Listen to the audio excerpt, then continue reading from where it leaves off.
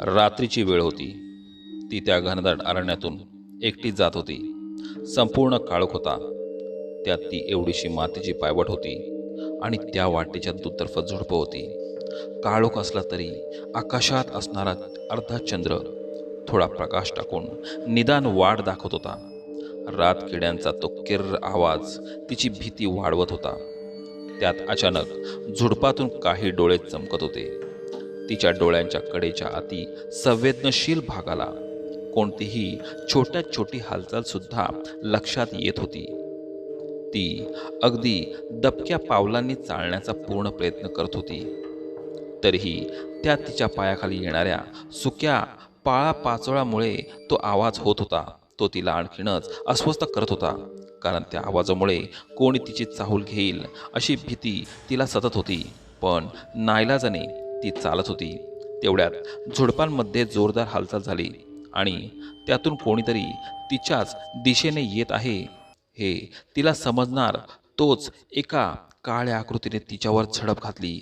तिने क्षणाचाही विलंब न लावता आपल्या कमरेला लावलेलं हत्यार उपसलं आणि त्या आकृतीच्या दिशेने जोरात भिरकावलं. तोच ती दचकून जागी झाली. काही सेकंदात ती भानावर आली आणि नेहमीप्रमाणे आजही तिला ते स्वप्न पडलं आहे हे तिच्या लक्षात आलं. असं स्वप्न तिला म्हणजेच स्वराला वारंवार पडत असे.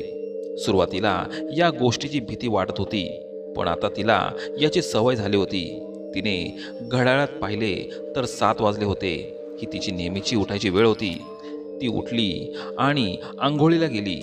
नंतर ती बाहेर नाश्त्यासाठी गेली. तिच्या आईने तिच्यासाठी चहा आणि नाश्ता अगोदरच तयार ठेवला होता. बाबा कुठे आहेत? स्वराने विचारले. बाबा दुकानावर गेले आहेत. कोणती तरी ऑर्डर होती म्हणून त्यांना लवकर जावं लागलं, आई म्हणाली. मला आज यायला थोडा उशीर होईल. मी मैत्रिणींसोबत बाहेर जाणार आहे, स्वराने चहाचा घोट घेता घेता म्हणाली. जास्त वेळ नको लावूस, उगाच बाबा काळजी करत बसतात. बाबांचा काय प्रॉब्लेम आहे ग? ते एवढे ओव्हर प्रोटेक्टिव्ह का वागतात? स्वरा थोडी चिडतच म्हणाली. मी मोठी झाले आता. मला माझं चांगलं वाईट समजतं. हे स्वराचं नेहमीचंच होतं. तिला तिच्या बाबांच्या काही गोष्टी पटत नव्हत्या आणि बाबांना तिच्या काही गोष्टी आवडत नव्हत्या. त्यामुळे त्यांच्यात तेवढं काही चांगलं नव्हतं. जाऊ दे, तू पण थोडं समजून घ्यायला हवं. स्वतःच्या मुलीसाठी कोणताही बाप ओव्हर प्रोटेक्टिव्ह असतोच. पण तू तर अशी नाही वागत ना. तू किती समजून घेतेस मला. हो, कारण मी तुझ्या बाबतीत निश्चित आहे आणि ते सुद्धा तुझ्या बाबांमुळेच. कारण मला खात्री आहे की तुझे बाबा तुला कधीच काहीच होऊ देणार नाही. आता स्वरा मात्र थोडी इरिटेट झाली होती. तिने हातातला चहा संपविला आणि ती जागेवरून उठली. ती कॉलेजला पोचली. तिने तिची स्कूटर पार्किंगमध्ये लावली आणि मोबाईल पाहिला. त्यावर मितालीचे मिस कॉल होते. तिने मितालीला कॉल केला आणि ती पार्किंगमध्ये असल्याचं सांगितलं. मोबाईल खिशात ठेवून ती तिच्या वर्गाच्या दिशेने निघाली. ती मेडिकलच्या पहिल्या वर्षाला होती. लेक्चर चालू व्हायला अजूनही अर्धा तास बाकी होता. जसं तिने पार्किंगमधून बाहेर येऊन कॅम्पसमध्ये पाय ठेवला तशा सगळ्या माना तिच्याकडे वळल्या. जणू काही सर्वजण तिचीच वाट बघत होते आणि कारणे तसंच होते. स्वरा त्या कॉलेजमधले सगळ्यात आकर्षक मुलगी होती. तिचा गोरा वर्ण, सुंदर शरीरयष्टी आणि घारे डोळे तिला एखाद्या अप्सरेची सुंदरता प्रदान करीत होते. तिने वर्गात प्रवेश केला तोच सर्व मुलं तिच्याकडे बघू लागले आणि इतर मुलींना तिची ईर्ष्या होत होती. ती जाऊन मितालीच्या बाजूला बसली. लेक्चर चालू झाला. पुढचे 2.5 तास 2 लेक्चर संपले. रिसेसची वेळ झाली. मितालीने तिची बॅग उचलली आणि ती निघू लागली. तिच्या मागोमाग स्वरा पण निघाली. त्या दोघी कॅन्टीनमध्ये कोणाची तरी वाट बघत होत्या. तेवढ्यात तिथे आणखी 4 जण आले. श्वेता, अन्वित, समीर आणि राकेश. त्यापैकी श्वेता आणि अन्वित दुसऱ्या वर्षाला होते तर समीर आणि राकेश वेगळ्या ब्रँचला होते. सर्वजण एकत्र जमल्यावर ते लोक पिक्चर बघण्यासाठी निघाले. जवळच्या एका मल्टिप्लेक्समध्ये त्यांनी अगोदरच बुकिंग केले होते. दुपारच्या शोला गेल्यावर साधारण संध्याकाळी ते लोक बाहेर आले आणि ठरल्याप्रमाणे एका हॉटेलवर नाश्ता करायला गेले. त्यानंतर घरी निघाले असताना वाटेत एक शिवमंदिर लागले. श्वेताने तिची स्कूटर रस्त्याच्या कडेला घेतली. तिला पाहून बाकी सर्वांनी तिच्या मागोमाग गाड्या कडेला लावल्या. काय झालं श्वेता? समीरने विचारलं. अरे, मी म्हणते जरा मंदिरात जाऊन येते. आज तसंही सोमवार होता. सर्वांनी एकमेकांकडे पाहिले. अरे, मग एकटी कशाला जातेस? आम्ही पण येतो ना, मितालीने थोडे चिडतच म्हणाली.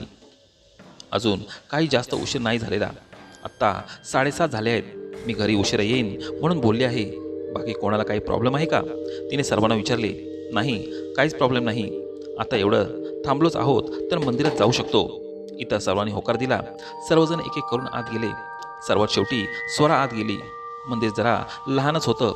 सर्वांना जागा पुरणारच नव्हती. आत जाऊन सर्वांनी हात जोडले. आत जाताना सर्वांनी घंटा वाजवली. स्वरानेही घंटा वाजवली. आणि मंदिर लहान असल्या कारणाने सर्वांना तेथे जागा थोडी कमीच पडत होती. सर्वात पुढे मिताली आणि शेवटी स्वरा उभी होती. स्वराच्या डोक्यावरच घंटा होती. तिला जागा होत नाही हे पाहून अन्वितने मितालीला थोडं पुढे सरकायला सांगितलं. जशी जागा झाली तशी स्वराही थोडी पुढे गेली आणि तोच वरची घंटा जोरात जमिनीवर पडली. त्या एवढ्याशा मंदिरात जोरात आवाज घुमला आणि जेथे ती घंटा पडलेली तिथली लादी पूर्णपणे तुटून गेली होती आणि त्या लादीचे तुकडे सर्वत्र उडाले. त्यातील एक तुकडा स्वराच्या मानेजवळ येऊन पडला आणि तिला जखम होऊन रक्त येऊ लागले. ती लागलीच कळवळली आणि खाली कोसळली. आजूबाजूला असलेले लोक सुद्धा जमा झाले. सर्व मुलांनी तिला उचललं आणि जवळच एका दवाखान्यात नेलं. काही मोठी दुखापत झाली नव्हती. तेव्हा डॉक्टरांनी फक्त नॉर्मल मलमपट्टी करून तिला घरी पाठवलं. तिला सोडायला मिताली आली होती, परंतु स्वराच्या आईने तिच्या मानेवरची पट्टी पाहताच तिने हातातलं काम बाजूला ठेवलं आणि काय झालं ते विचारलं. मितालीने घडलेला सगळा प्रकार सांगितला. स्वराची आई घाबरली. तिने स्वराला सांगितले की हा मंदिराचा प्रकार बाबांना सांगू नकोस. दुसरं काही कारण सांग, पण मंदिराचा प्रकार सांगू नकोस. तिची आई खूप विनवणी करत होती. मिताली खूप कन्फ्यूज होऊन बघत होती. काकू, काय झालं? तुम्ही मंदिराचं ऐकून एवढं का घाबरलात? काही नाही, पण प्लीज तिच्या बाबांना यातलं काहीच कळू देऊ नका. ठीक आहे, नाही सांगणार, स्वरा चिडून म्हणाली. स्वरा, ऐकलंय मी सगळं. दरवाजातून एक भारदस्त आवाज आला. हा आवाज ऐकताच स्वराच्या आईला घाम फुटला. हा आवाज स्वराच्या बाबांचा होता. कुर्ता पायजमा आणि काकेला झोळी लावलेला असा तो माणूस कुठल्या ब्राह्मणासारखा दिसत होता. आयुर्वेदात जाणकार असलेला माणूस कसा असावा याचं ते उत्तम उदाहरण होते. ते किती वेळापासून दरवाजात उभे राहून ऐकत होते. स्वराची आई भीतीने त्यांच्याकडे बघत होती, पण ते शांतपणे म्हणाले, काही मोठी दुखापत नाही ना झाली? तू जाऊन आराम कर आता. आणि मिताली बेटा, थँक्यू हिला सुखरूप इथे आणल्याबद्दल. हो काका, डोंट वरी, आता ठीक आहे ती. मी येते आता, मला पण निघालं पाहिजे. एवढं बोलून ती तिकडून निघून गेली. स्वरासुद्धा तिच्या खोलीत जाऊन झोपली.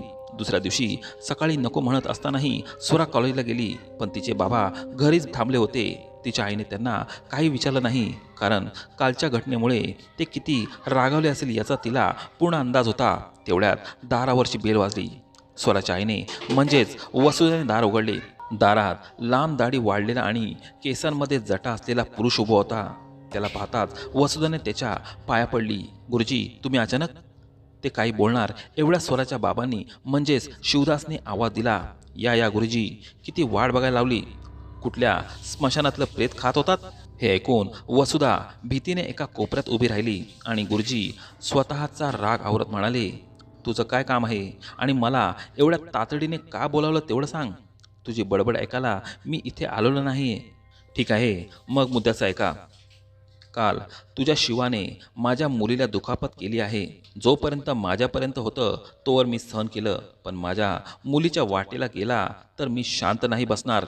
कितीपर्यंत नंतर तिला या सगळ्यांपासून लांब ठेवलंय मी. तोंड सांभाळून बोल आणि काय झालं ते नीट सांग.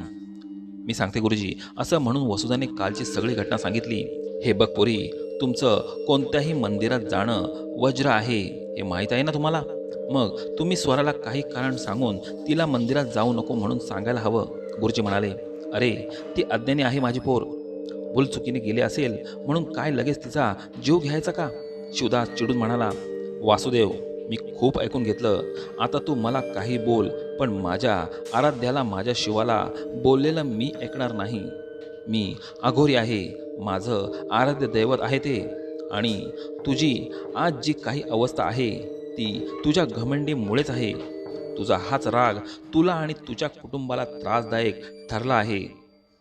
शिवदास रागाने दात ओठ खात होता. माझं काही दायित्व आहे म्हणून मी तुझ्यासोबत आहे, नाहीतर तुझं हे असलं वागणं मी मुळीच सहन केलं नसतं.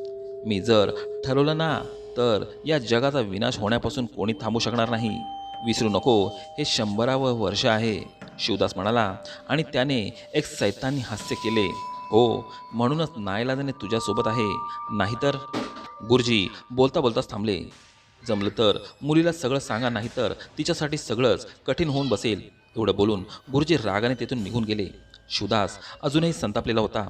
वसुधाने काही क्षण जाऊ दिले आणि म्हणाली, असा त्रागा करून काय साध्य होणार आहे? चूक दुसऱ्या कोणाचीही नाही, आपलीच आहे. आपणच आपल्या मुलीला थांबविलं पाहिजे ना, नाहीतर निदान तिला यामागचं कारण तरी सांगितलं पाहिजे. शिवदासने रागाने बघितले. वसुधा, मी आतापर्यंत खूप भोगलंय. माझ्या मुलीच्या वाट्याला ते सगळं येऊ नाही देणार मी. ती एका सामान्य मुलीसारखं जीवन जगेल, शिकेल, कमवेल आणि संसार करेल. हो, पण तिचं नशीब जर आपल्या नशिबाशी जुळलेलं असेल तर, वसुधा म्हणाली आणि तिच्या डोळ्यात पाणी आलं. शिवदासचे डोळे देखील थोडे पाणावले.